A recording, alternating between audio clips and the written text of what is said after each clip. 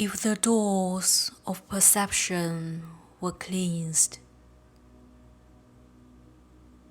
everything would appear to man as it is, infinite.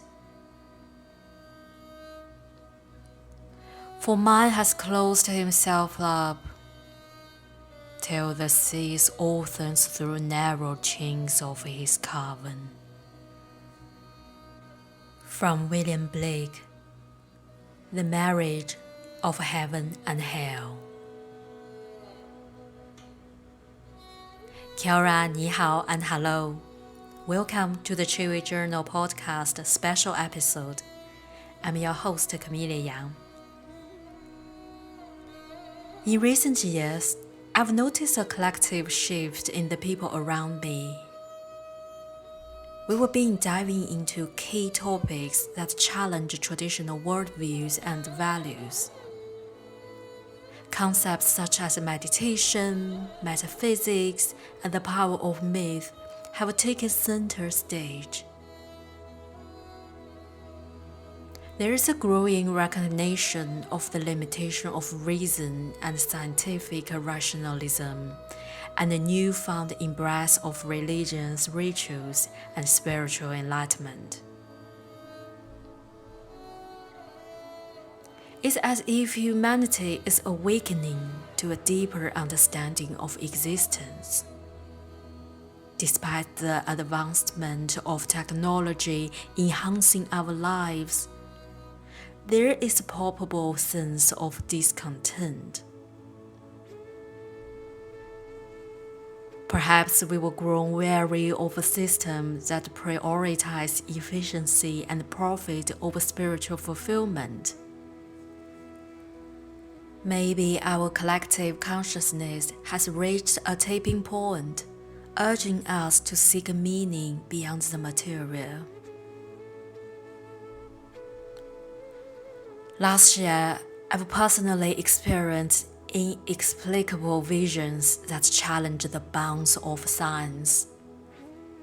Those experiences have reinforced my belief in the vastness of the universe and the limitations of human cognition. In this episode, I'll share glimpses of my journey from childhood to the present. Consider this is a preliminary draft, with more stories and details to come.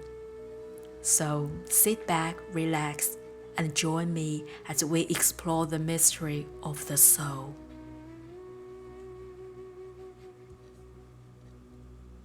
It all began with the television infomercial from my childhood. When I was in 4th grade, I would come home after school, turn on the TV, and be bombarded by an advertisement for a pink multifunctional kitchenware called 宝妈咪. As a young and inexperienced individual, I was deeply impressed by the salesperson's pitch, believing that 宝妈咪 was like a Doraemon's pocket, capable of producing delicious dishes with minimal effort. I persistently pesterized my parents to buy one for our home. However, my parents were not easily swayed by TV infomercials, and naturally they refused my request. I then began to pray to the Buddha statue in our home. To my surprise, within a few days, someone gifted us a 宝妈咪 to my family. It was from the point that I developed a strong interest in Buddhism, especially the Siddhartha Gautama statue my aunt got from Famen Temple in China, as it seemed like a magical artifact that could fulfill my desires. In addition to my early exploration of Buddhism, my affinity for philosophy also began to manifest. I remember discovering a book on my father's bookshelf titled Nietzsche, I'm the Sun. 尼采，我是太阳。I avidly read it, and the book's cover left a lasting impression. However, as I grew older, I could never find that book again. When I asked my father about it, he mentioned that he did have such a book, but couldn't recall who he had lent it to. As I later researched, I discovered that the earliest edition of Nietzsche and the Song was published in 2012, but I had definitely read it around 2004. While I remembered the content, the timeline didn't align, and the physical copy of that book seemed to have disappeared. It's a mystery to my family. When I was 10 years old, an event occurred that would change my life. I vividly recall one Saturday in October when, as usual, my mother left for work early in the morning. I was half awake and still in bed. Normally, I would say goodbye to my mother as she left, but on that day, for some inexplicable reason, I said, "Mom, not goodbye." It was a day filled with chaos and tragedy in my hometown of Jinan. An overloaded truck lost control of its brakes on a steep slope during the evening rush hour. This led to a massive collisions involving at least 14 vehicles, including my mother's car. The impact wasn't limited to just the vehicles, but pedestrians, cyclists, and motorcyclists nearby were also caught up in the chaos, resulting in casualty. When my father received a call from the hospital informing him that my mother was in a critical condition, he initially thought it might be a prank. Only after several calls did he realize that something terrible had happened, and he rushed into the hospital, taking me along. The hospital was chaotic, filled with injured individuals and deceased. My father was busy with paperwork and couldn't attend to me, leaving me to wander around in the hospital.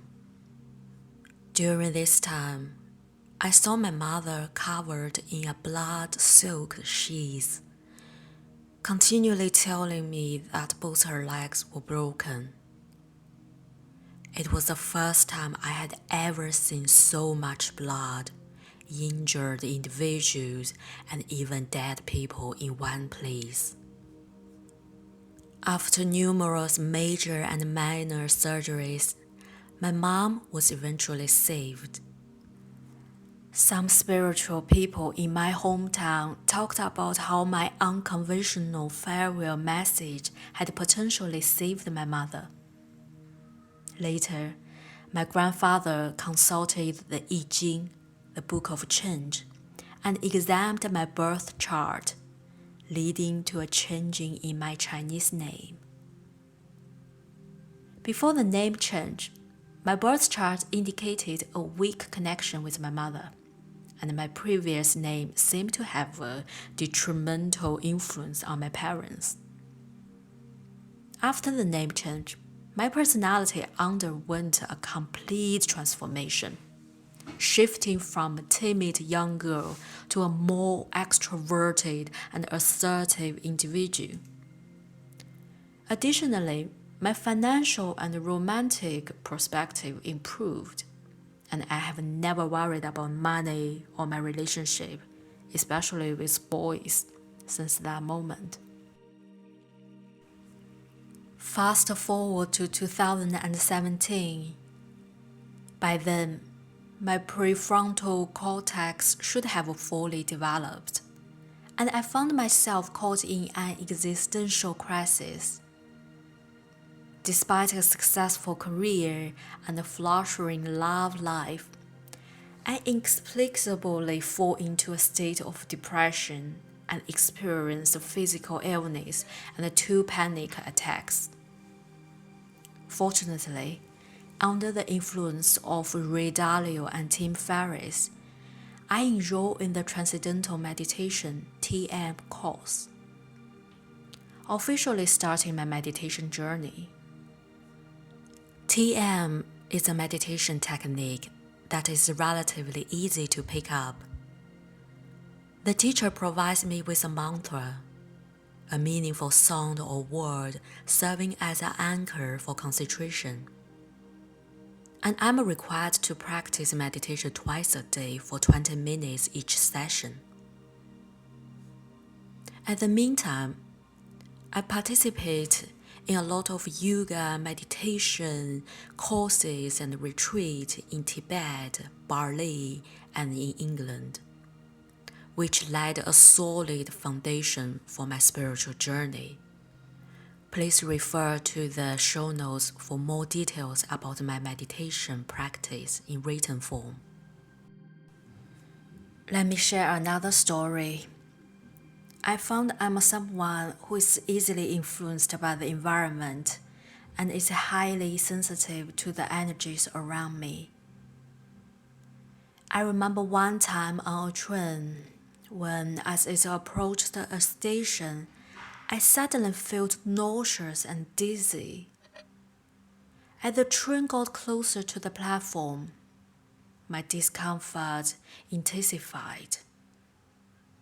When the doors opened and a passenger stepped onto the train, I felt like I was about to faint.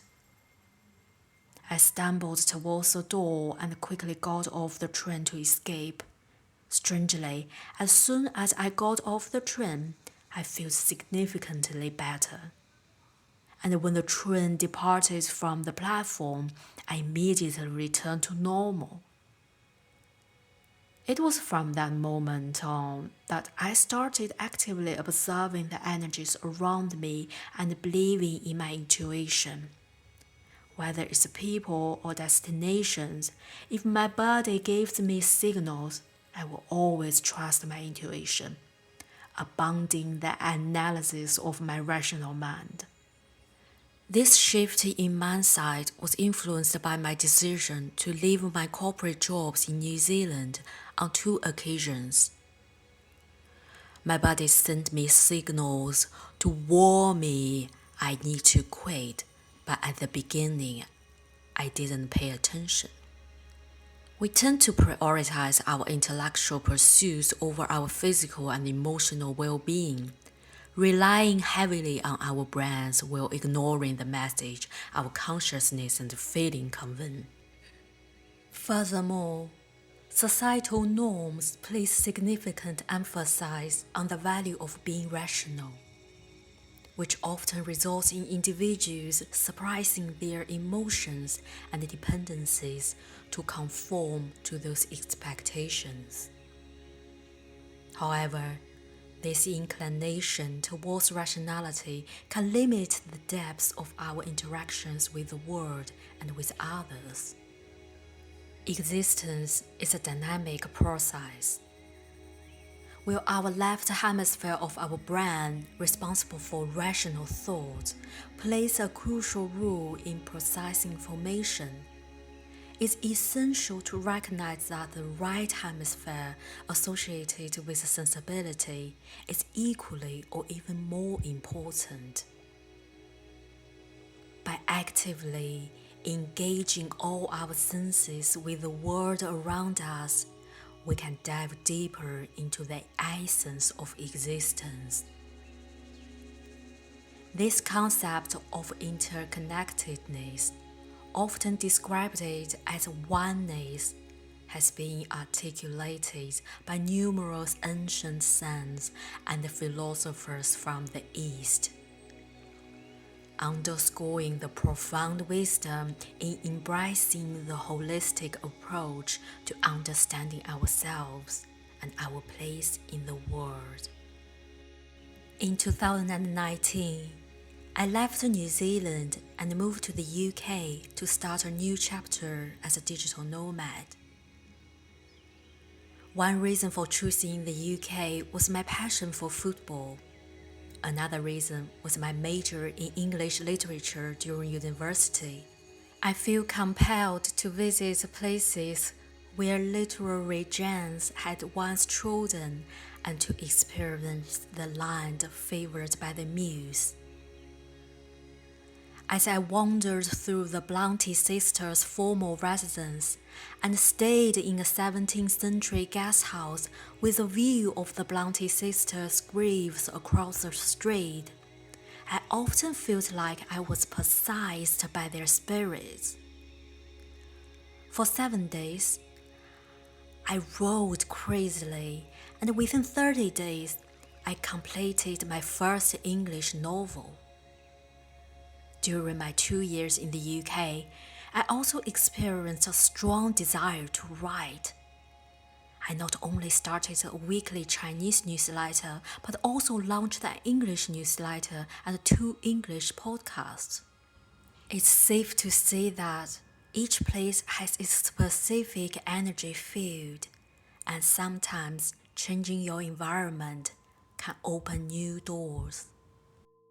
In June 2021, I attended an online salon hosted by Jim O'Shaughnessy.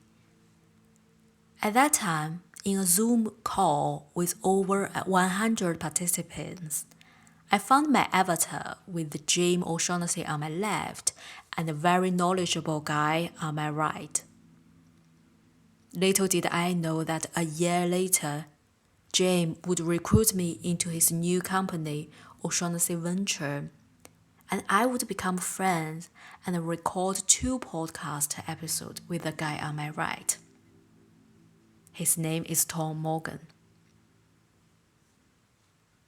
I couldn't help but think, everything makes sense when you look back and connect the dots.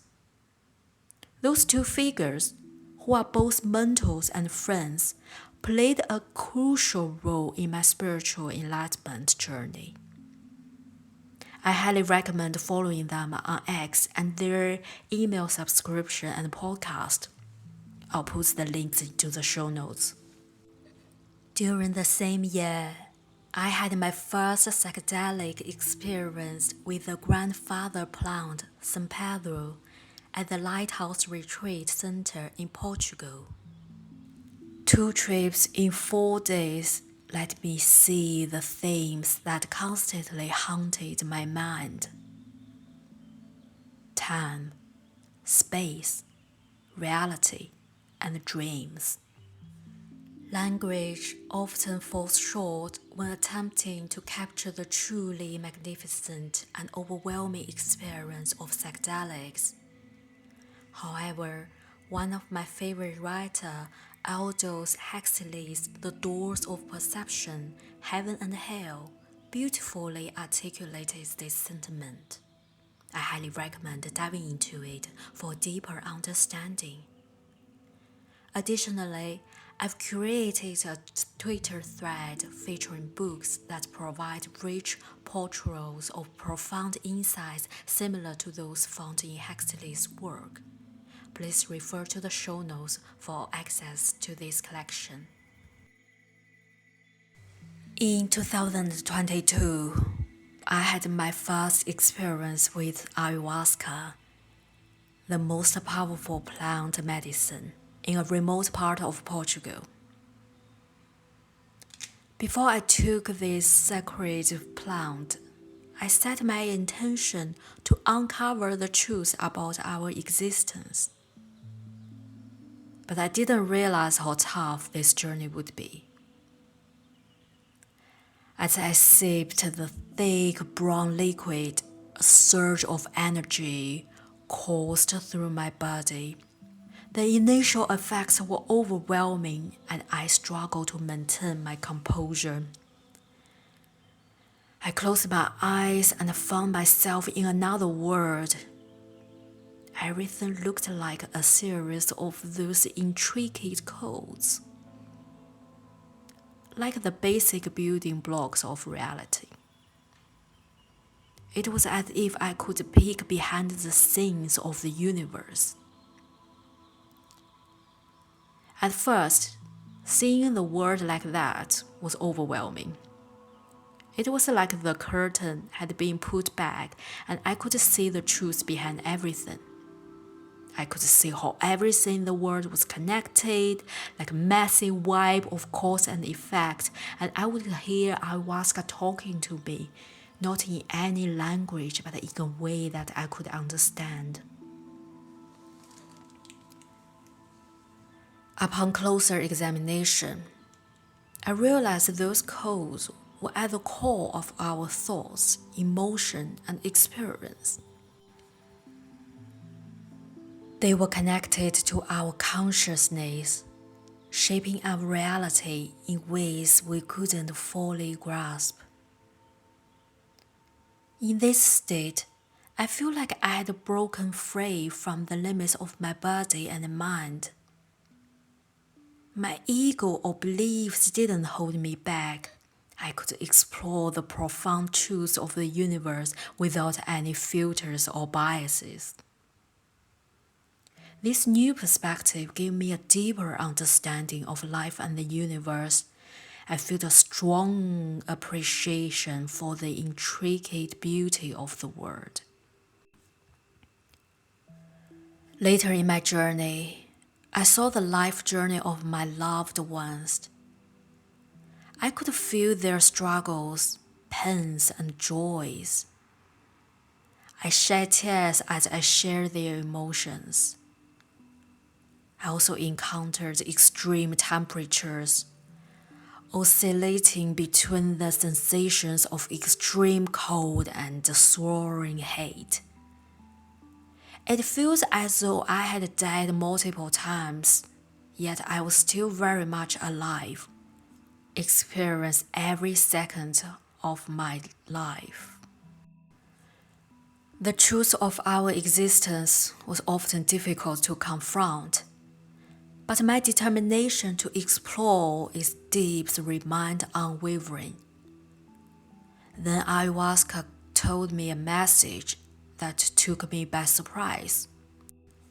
She explained that she could no longer get me with love because of my relentless pursuit of knowledge beyond my reach. I was shocked and heartbroken. Despite the pain, I recognized that ayahuasca's guidance was to lead me to the reality to which I belonged.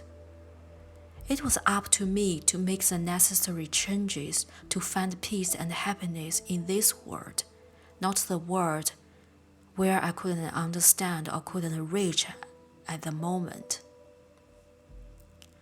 My experience with ayahuasca was intense and far from easy, but it was undeniably worthwhile. It compelled me to confront some of life's most challenging truths and taught me that the path to enlightenment often navigated through the darkness. It was during these two experiences with plant medicine that I witnessed and experienced my past lives and an indescribable magical world. This dealt a significant blow to my rational thought patterns and strengthened my determination to continue exploring the spiritual world. At the end of 2022, China finally reopened its borders, and after nearly 4 years away from my parents, I returned to my motherland. Through a friend's recommendation, I joined a course by a monk called Fa Xin and his course called Chifang, meaning relax your mind and body. While attending this course, I felt like a continuation of my karmic connection with Buddhism. During the first course, I began having dreams of ghosts. One night, as I was sleeping soundly, I suddenly felt someone hit my chest. I opened my eyes and saw a dark shadow that looked like a rabbit or a fox passing in front of me. It startled me, and I had trouble falling back asleep for the rest of the night. After checking some information and consulting the teacher, I learned that no inner demons arise, no outer demon manifest. Everything in the world is interconnected, and what appears in my mind, whether pleasurable or terrifying, cannot harm me if I remain disturbed, detached, and still. As I progressed in my practice, inner demon will also surface layer by layer. By continuously training in compassion, I will gradually realize that there is no difference between ghosts and people. The fear of ghosts is also a manifestation of my aversion. If I practice equanimity towards all creatures, fear will naturally cease. This led me to recall when I practiced TM meditation for the first 3 months, and I almost had nightmares every night. My meditation teacher at the time explained that this was a normal phenomenon. As my awareness increased during meditation, many forgotten memories and previous suppressed emotions resurfaced. Sigmund Freud once said that unexpressed emotions never die, they are only buried and will resurface in the future in a more ugly manner. When I was in my early 20s, I often had moments of sudden emotional breakdown, where unconsciously repressed emotions reached to a breaking point. Through meditation and mindfulness, I can gain the courage to confront those buried thoughts and emotions. While this process can be painful, it is temporary. Once I have a heightened awareness rather than drifting with the current, I can better understand who I am and what I truly desire. Addressing those underlying root issues eliminates the secondary problems that arise from uncertainty about my fundamental identity. As of today, I have been practicing with monk Faxin for over a year. I have experienced ups and downs that come with this Buddhism practice, including fear when encountering visions, sudden moments of enlightenment, restlessness and unease during recurrent nightmares, and overflowing tears during times of compassion. It seems like I no longer consciously seek to attain any specific state, but focus on experiencing, relaxing, and relaxing some more. Back to July 2023. It marked a significant turning point in my spiritual journey. The moment I set foot on Berlin's soil, I felt an unprecedented surge of rage. I found myself harboring hostile thoughts towards every person I saw on the streets. Having visited dozens of countries across 4 continents, I had never experienced such a strong reaction upon arriving in a new place. I decided to shorten my stay in Berlin and head to Leipzig.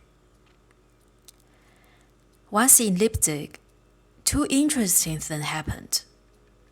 I unexpectedly reunited with a childhood friend who studied Buddhism I hadn't seen in almost 2 decades. It all started when she, who rarely used Weibo, a Chinese social media platform, couldn't sleep one night and began browsing Weibo, and she saw that I was in Leipzig, and coincidentally, She was flying in from Australia to visit relatives and decided to spend a day at the Leipzig Zoo. This serendipitous meeting led to a delightful conversation about Buddhism at a devil-themed underground restaurant mentioned in Goethe's Faust. Later, as I roamed the campus of Leipzig University, the place where Nietzsche had once studied and taught, something strange happened. I encountered a person who looked remarkably like Nietzsche, and I was overwhelmed with emotion. I wanted to walk up onto him, give him a hug, and tell him that there are people in this world who understand him. Unfortunately, my legs felt like soft dough and wouldn't move at all. At that moment, as I looked upon the sky, I saw the image of God depicted in William Blake's The Ancient of Days. My legs became even weaker, and I felt an overwhelming urge to kneel in submission. Resonating in my ears was a deep and powerful sound.